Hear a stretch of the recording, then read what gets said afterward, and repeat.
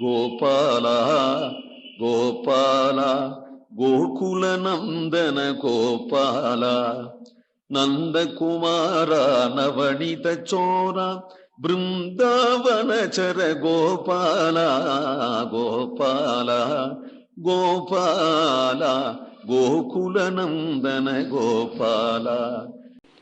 குழல் இருண்டு சுரண்டேறிய குஞ்சி கோவிந்தனுடைய கோமணவாயில் குழல் முறைஞ்சுகளினூடு குமிழ்த்து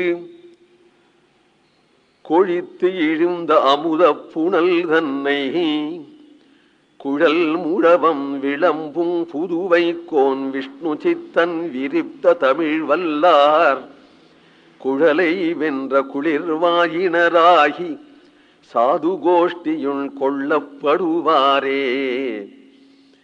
குழல் இருண்டு, குழல்னா கூந்தல், அது இருண்டு சுருண்டு இருக்கணுங்கிறது கண்ணனுடைய கூந்தல். எல்லாமே அவனிடத்துல அலாதி தானே, அதுதான் கண்ணன் குழல், கண்ணனுடைய கூந்தல், கண்ணன் கூந்தல் தான். அது சுருண்டு இருண்டு இருக்கும். அதை சுருண்டு இருண்டதை அள்ளி ஏற்றி கடைசியில ஒரு குஞ்சி, குஞ்சி கோவிந்தன்கிறார். குஞ்சினா கொண்டை, அதை போட்டு ஒரு கொண்டை போட்டு இருக்கிற கோவிந்தன். அந்த கோவிந்தன், இது இப்படி சொல்றதே கோமளமா இருக்கு. அந்த கோவிந்தனுடைய கோமளவாயில் குழல் இருண்டு சுருண்டேறிய குஞ்சி கோவிந்தனுடைய கோமளவாயில் குழல் முழைஞ்சு களினு ஊடு குமிழ்த்து.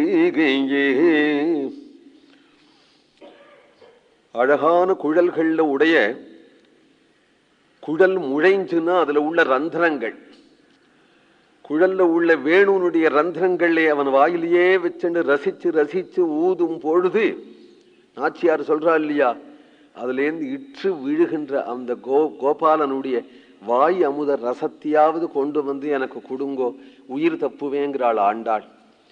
அந்த வேணுகானம் பண்ணும்போது அந்த ரந்திரம் வழியாக அவனுடைய வாய் அமுதம் சிந்துமா முத்து போல. அமுத புனல் தன்னை, அது எப்பேற்பட்டு, அதுக்கு என்ன மதிப்பு? அப்படி ஒரு ரசம் இருக்குமானால் அமுத புனல் தன்னை குழல் முழவம் விளம்பும், அதை ரசித்து சொல்லுகின்ற பெரியாழ்வார். பெரியாழ்வாருடைய இந்த பாசுரங்களே அந்த அமுத புனல் போல இருக்கு. குழல் முழவம் விளம்பும், குழல் வேணு, வேணு கானம், அதான் குழல் முழவம். முழவம்னா கானம், குழல்னா வேணு. வேணு கானத்தை விளம்பும் சொல்லுகின்ற புதுவை கோன் விஷ்ணு சித்தன். ஒவ்வொரு பாட்டிலையும் ஸ்ரீவில்லிபுத்தூரை சொல்றார். ஸ்ரீவில்லிபுத்தூருங்கிற ஊரை சொல்லாம சொல்றதே இல்லை. அந்த ஊருக்கு அப்படி ஒரு பெருமை. விஷ்ணு சித்தன் விரித்த தமிழ் வல்லார். இந்த 10 பாசுரங்களையும் யார் சேவிக்கின்றவர்களோ அவர்கள் என்ன ஆவார்கள்? நாள் குழலை வென்ற குளிர்வாயினராகி, அவர்களுக்கு தானே புல்லாங்குழல விட இன்னும் இனிய குரல் வந்துருமா. இதை சேவிச்சாக்க நல்ல குரல் வந்துருமா, பாடுறதுக்கு நன்னா வந்துருமா. அடாடா குழல் மாதிரி இருக்கே அவ குரல் அப்படின்னு சொல்லுவாளாம், கட்ட குரலா இருந்தவா. இந்த 10 பாசுரங்களை சேவிச்சு யாருக்காவது கண்ணபிரான பாடணும்னு ஆசை இருந்தா, அதுவும் இசையோட பாடணும்னு ஆசை இருந்தா இந்த 10 பாசுரங்களை சேவிச்சுட்டு இருந்தா போறோம். பொதுவா சொல்லுவா, நெய் தேன் அபிஷேகம் பண்ணினா குரல் நன்னா இருக்கும்பா. எந்த ஜென்மாவில் பண்ணினோமோ பண்ணலையோ தெரியாது. இந்த ஜென்மாவில் பண்ணினாலும் ஒரு காலம் அடுத்த ஜென்மாவில் பாடுறாப்புல ஜென்மம் வருமோ என்னவோ. அது எல்லாத்தையும் காட்டிலும் தேன்கிறது இதுதான். இந்த 10 பாசுரமும் தான் தேன். இந்த 10 பாசுரத்தையும் யாரு சேவிப்பாளோ அவர்கள் குழலை வென்ற குளிர்வாயினராகி. ஒருத்தர் குரல் கொடுக்கும் போதே காதுக்கு குளிர்ச்சியா இருக்க வேண்டாமா? நெருப்பு மாதிரியா இருக்கிறது ஒருத்தர் பேசுறது.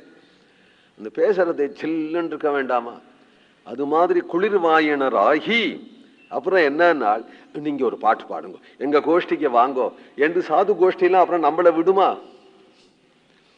அந்த சாது கோஷ்டிகள், பாகவத கோஷ்டிகள்லாம், சுவாமி நீங்க அப்படி உட்காரு என்று நம்ம சேர்த்துப்பாளே, சாது கோஷ்டியுள் கொள்ளப்படுவாரே. இது பிரம்மபட்டத்தை காட்டிலும் இந்திர பட்டத்தை காட்டிலும் பெரிய பதவினா சாது கோஷ்டியில நம்மளை சேர்த்துக்கிறது. பாகவத கோஷ்டியில சேருதுன்னா என்ன சும்மாவா? அந்த பாகவத கோஷ்டியில நம்மளை சேர்த்து நுடுவார், நம்மளையும் பாகவதால் சேர்த்து நுடுவார். வேணுகானத்தை சொல்லக்கூடிய அழகான பாசுரங்கள் இது. கோவிந்த நாம சங்கீர்த்தனம்.